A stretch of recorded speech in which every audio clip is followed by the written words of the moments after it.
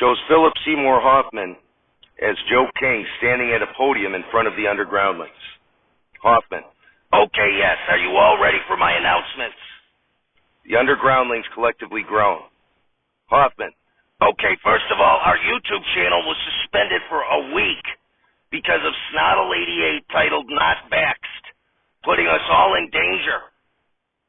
Michael O'Donoghue gets up and spray paints the word danger on the wall behind Hoffman. Hoffman: "Does anyone here want to fess up to tipping off the censors to an episode we put up back in July?" Norm MacDonald stands up and says, "Well, it was me, you know. It's part of my plot to get rid of you."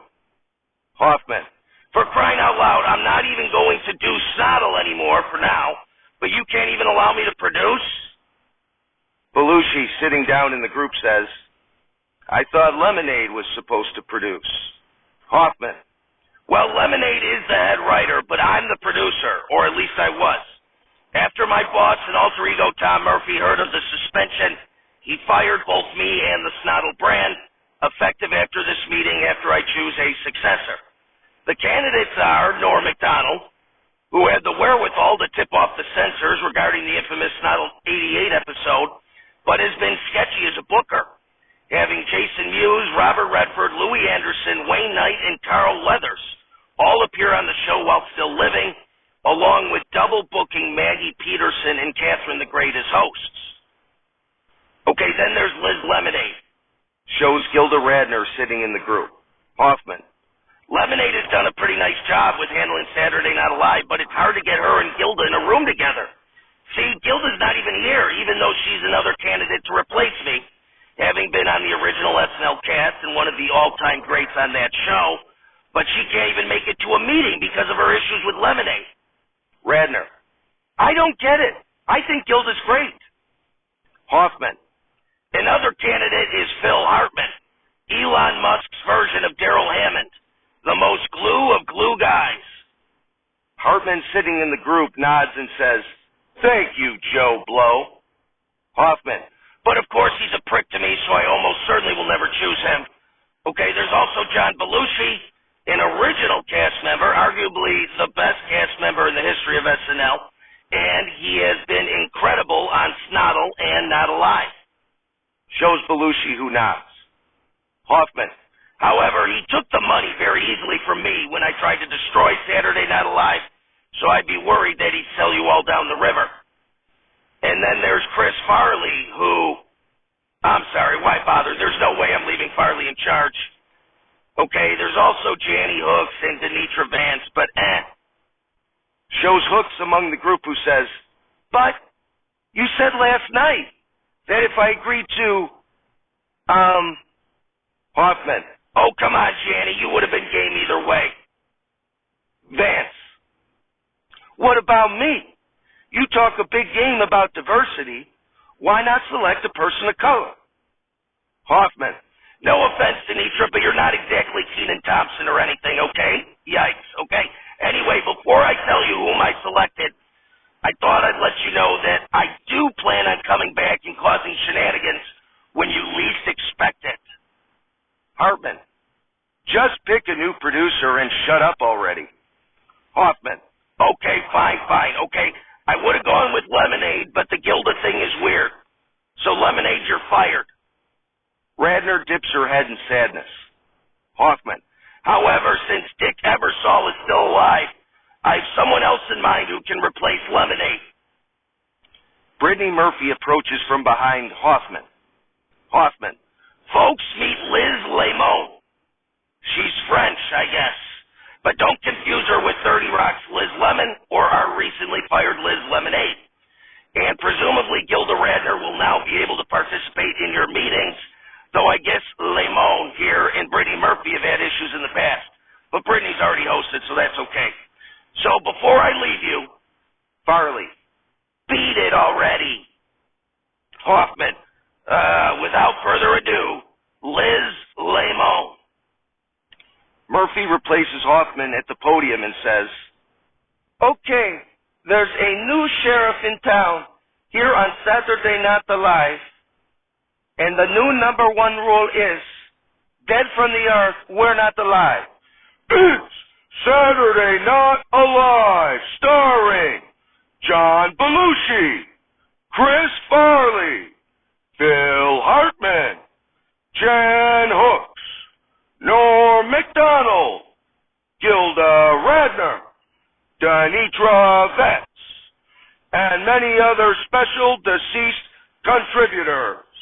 Musical guests, Mac Miller, and your host, Leslie Nielsen.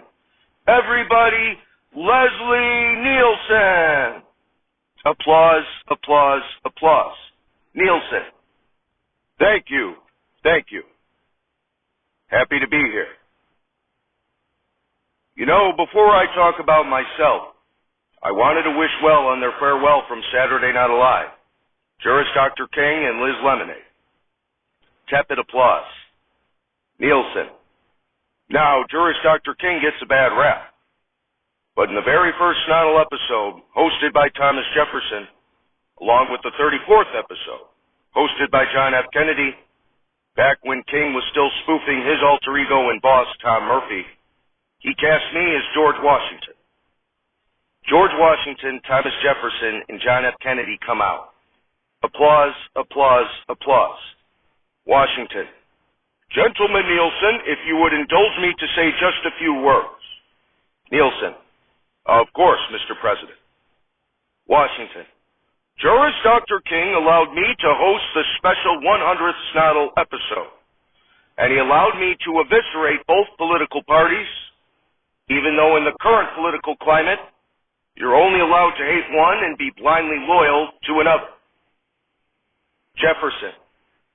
Juris Dr. King, after hearing of the removal of my statue from New York City Hall, gave me the opportunity to host the very first episode and allowed me to communicate so egregiously verbosely that Chris Farley couldn't understand a word I said. Kennedy. I'll say this. If you listen to those Snottle Neuter episodes, you quickly realize King knows there's more going on in the world than meets the eye, which balances out his propensity towards insanity. He's an alter ego ahead of his time. Nielsen. Thank you, Mr. President. In Snottle 11, King allowed me to once again portray Dr. Rumick from the movie Airplane. In Snottles 14 and 18, King cast me as a trans woman. I even got to keep the name Leslie, as it also works as a girl's name. In Snottles 22 and 47, King cast me as Commissioner Gordon from Batman. In Snottle 94, he allowed me to help honor character actor Gregory Itzin. In Snottle 52, my personal favorite, Juris Dr. King allowed me to re-portray Lieutenant Frank Drebin, Police Squad, from the Naked Gun movie franchise, along with my partner Ed, portrayed by George Kennedy, and Norberg, portrayed by Richard Pryor. In Saturday Night Alive 5, the 107th Snottle, King's deputy Liz Lemonade allowed me to portray Hank Drebin, where I, along with Ted, by George Kennedy, and Norberger, portrayed by Walter Payton, ended up running into the Blue Brothers, John Belushi and Peter Aykroyd, and we ended up spoofing Pulp Fiction. Applause, applause, applause. Nielsen. So with all the great roles they've allowed me to portray here on the show, it feels like I'm basically family here. Nielsen looks backstage, but nobody comes out. Nielsen.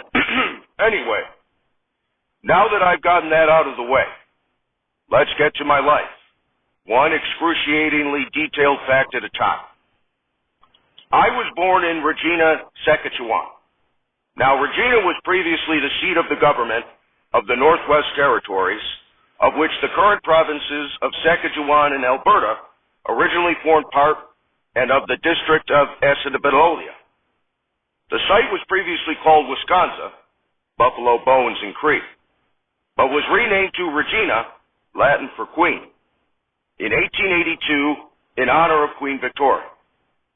This decision was made by Queen Victoria's daughter, Princess Louise, who was the wife of the Governor-General of Canada, the Marquis of Lorne, not Michaels. Unlike planned cities in the Canadian West, on its tireless flat plain, Regina has few topographical features other than the small spring runoff. George Kennedy comes out. Applause, applause, applause. Kennedy: "What the hell are you doing, Leslie?" Nielson: "Just trying to finish my monologue. I think if I can edit down my time in grade school, I can get it down to 10 hours. Kennedy: "You don't have time for that. Just tell them the musical guest and get on with the show." Nielson: "Very well. We have a great show tonight. Mac Miller is here. So get ready for the spins with Self-Care and Love Lost. We'll be right back."